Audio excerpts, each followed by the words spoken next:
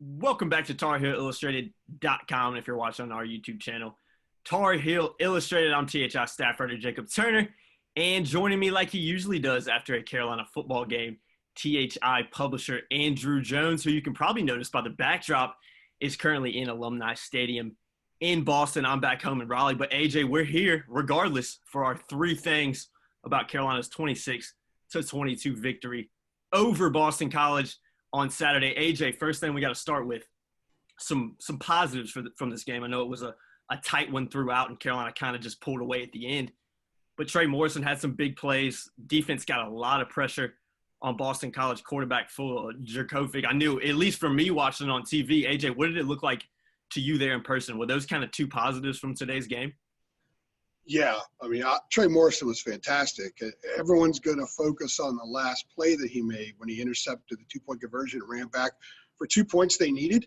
Because, by the way, if he just falls down or bats it down, it's a 2-point game, and BC almost got the onside kick. So they get the onside kick with 42 or 41 seconds left, and they're past midfield, and next thing you know, they complete a couple passes, kick a field goal, win the game. Exactly. So that was two huge points. It allowed Carolina, once they got the onside kick, to go into victory formation. But he made a play earlier in the game where he popped Hunter Long, who's a brilliant tight end. We talked about him a lot during the week. We wrote about him, talked about him on our preview podcast. Mm-hmm. And he's an NFL player. And he actually was on the ground injured for a while. Unfortunately, he came back in. I hate to see when kids are hurt, but Trey popped him, just lit him up. It ended up forcing a fourth down. BC kicked a field goal. If he doesn't make that play, and Hunter Long, who catches everything that's thrown anywhere near him, catches that ball, BC goes in and scores a touchdown, we could be talking about a different outcome here. Sure. And there were other plays that Trey made during the game. He was very physical. He seemed a lot more animated out there than I've ever seen him before. Really played, first started safety. He's now started games at corner, nickel, and safety for Carolina. So he really, really, really played well, and I thought was a big part of the defense. And the other thing, I think that you just ask about the pressure as well. Yeah, pressure on Jerkovic. Yeah, and the pressure that they put on him. Now, he was 37 to 56, 313 yards, good numbers on paper, good game for him and them to build on. But Carolina made him move a lot. Yeah. He's a big kid. Chaz said after the game that Jerkovic is tough to bring down because he's so big, but they made him move. They did hit him a ton, and I think it did affect him. There were some balls that he missed, and he missed because there was pressure. He ended up throwing to a receiver that was open. It was just an all pass. He actually should have hit Long in the second, later in the game in the end zone, missed him. He was wide open in the end zone. And then there was a couple plays that were called back and everything. I think that some of the problems BC had on the offensive line, some of the penalties, were because of the pressure that Carolina was inflicting. And a lot of that came from guys that weren't directly at the line of scrimmage, guys that didn't have a hand in the ground. You know, Tamon Fox, Chaz Surratt, Tyrone Hopper, when he wasn't hobbling around, he was kind of in and out, looked like he was banged up a few times. They really did a good job applying some pressure. Desmond Evans got a QB hurry, by the way. And Miles Murphy, who did have a hand on the ground, also got a QB hurry.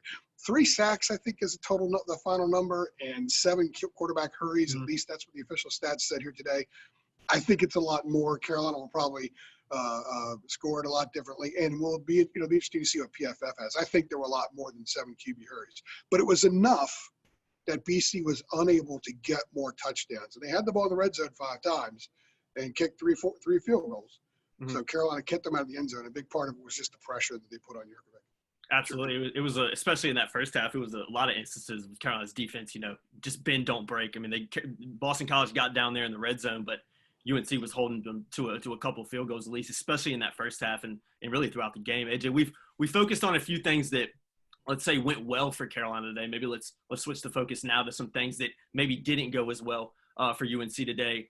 A lot of sloppy penalties. I remember I tweeted it during the game that there's just times where Carolina just played pretty undisciplined. And then in the second half in particular, that kind of switched over to Boston College too, especially on that one drive where I think they had like 3 or 4 straight penalties and on just some really stupid ones on a few instances. Pass protection wasn't great. I guess you could probably sit here and say it was not good at all, especially in some particular instances.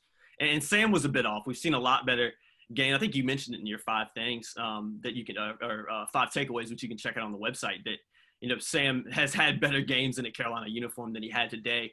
Regardless, Carolina finds a way to win. But I think those 3 things were probably things that Mac Brown would agree that Carolina needs to work on and didn't do very well today. 9 penalties, 91 yards in the first game. Remember one of the things we talked about that they missed not having the Charlotte game was cleaning some of that up. Absolutely. Against last year, they had 9 penalties or 10 penalties, I think it was, for not 9 or 10 penalties for around 100 yards against South Carolina. The opener, a week later against Miami, they had 1 penalty. Mm-hmm. So this was a second opener, and they talked a lot about being a second opener, and they didn't clean that up. They ended up with 9 penalties for 96 yards. There was actually a period there where Carolina had 6 penalties and BC only 3, and then BC reeled off like 5 or 6 straight to take a commanding lead on them being flagged. And then Carolina closed strong to get up 4 penalties in the fourth quarter. They got to clean this stuff up. Yeah. They're not good enough to overcome their own mistakes against good teams. I'm not sure BC's a good team. I think it's an okay team, and you got to be better in that area. You got to be cleaner in order to overcome those kinds of mistakes against better teams. They're going to have a better one that comes Chapel Hill next week, and they got a few more down the road that are much, much better. So they got to get that straightened out. Pass protection was an issue in the first half against Syracuse, and it was an issue all night today. And they've got to get better. They didn't have Josh Azudu. So it's 2 straight games, and there was at one point, I believe, where Jordan Tucker went out, or at least went down. I don't know how much time he missed, but they weren't picking stuff up. Sam was forced to move a lot. Sam scrambled a lot, and maybe he's more confident to take off earlier in those situations than he was a year ago because they didn't have a backup last year, and he's also a little bit leaner, so he's a little bit quicker. We certainly saw that. He picked up 3 first downs in the first half on 3rd and 7, 3rd and 8 plays. In fact, he gained like 35 total yards. One of the runs went for 20 yards. 2 of those 3rd down conversions by Sam's legs ended up being touchdown drives. So they were really huge. But you don't want Sam taking hits. It's okay if he runs every once in a while. You got to make the defense respect that and be aware of it. But you don't want him getting hit as much as he was. There were a couple of times when Awesome Richards was helping him up after a play. The ball's way down there, and I'm watching Sam, and it wasn't popping up. So he was getting hit a lot. They got to clean that part of the game up as well. And what was the other part you said? Sloppy penalties, pass protection. I think it was the pass protection you haven't touched on yet. Yeah, well, that was it. Pass protection right there. And Sam was a bit off as well. And Sam was a bit off. I think that was part of it. But, he hadn't completed one over the top of the defense yet this year. And he certainly threw a few today. We'll see. Trevor Lawrence was kind of sluggish or got off to a slow start last year, had a couple picks. Yeah. Mm-hmm. Sam had a pick today at a ball that was tipped at the line of scrimmage, or I guess he was hit when he was throwing it. Mm-hmm.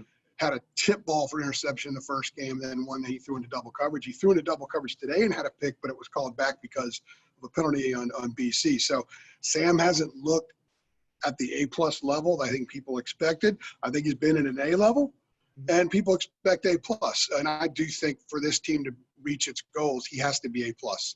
They can't have the penalties. They got to be better on the offensive line protecting him, and he has to be at an A-plus level because they aren't good enough yet to just roll out there, make a ton of mistakes like Bobby Bowden's Florida State teams in the 90s and still kick everyone's butt. They're not right at that point as a program yet. No, they're definitely not at that point as a program. And if they're going to have some games where they play like they do today, they're probably not going to come out with the victory. So definitely some improvements to be made, but I mean, especially when you consider Carolina had that 3-week layoff. We talked about that on the preview pod in terms of that being a pro and a con. I think we kind of expected some sloppiness today. Maybe that's not an excuse for the amount of penalties, because I thought at times it was just some undisciplined, stupid football. But overall, I mean, Carolina got the win, and that's a perfect segue to our third thing is a win's a win. I asked you during the preview pod, AJ, about kind of if Carolina comes up here and wins ugly, is that still a positive? You said absolutely. When you've kind of consider what this team is gone through over the past, or this program, has gone through over the past, 4 or 5 years. Just getting a win in the ACC, starting off 2-0, is an extreme positive. And Mac Brown even said at the beginning of his press conference, I think that was the first thing he said is, we lose this game at Virginia Tech last year. We lose this game at Pittsburgh last year. And, Carolina found a way to win today despite not playing very well for a majority of the game. People are going to get tired of hearing me say this, okay? But coming into this game, if you go back to the Thursday night at Duke in 2016, when Carolina, with a win that night, they're in the driver's seat. They go to their second straight ACC title game. Mitch gets picked a few times. They had a 14-0 lead in that game, by the way. Mitch gets picked a few times. Tar Heels lose to Duke. They were 14-27 in their last 41 games going into today. And one of the wins obviously being over Syracuse. So this was a road win in the ACC. It was a win in which they had to dig down and make some plays and come up and do whatever it took to get a win. And they did that. They got a road win in the ACC over a decent opponent in which they did a lot of things that need cleaning up. So the upside, that kind of indicates to you that the upside really is pretty high for this club, but they're never going to get there unless they straighten up some of the stuff that we alluded to. But one of the best ways to get to that point is to be a confident team, is to really start to see that, okay, we listen to the coaches and this stuff works. Going into a stadium, knowing that you're going to come out, or you should come out of there with a win. Not thinking you should come out with a win, but knowing you should come out with a win. That's where the Clemsons and the Alabamas and the Ohio States are. Not that this program right now is on track to be one of those programs, but you can't ever get to that point until you cross the bridge that they're on right now.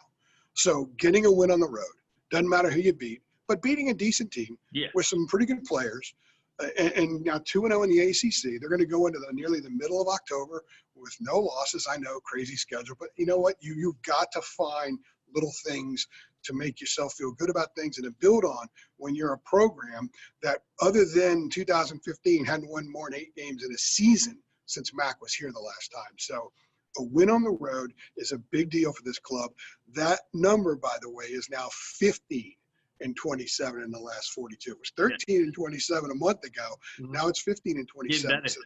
So their goal is to make it 16 and 27 and get me to stop talking about it. And you can only do that by picking up wins. For sure.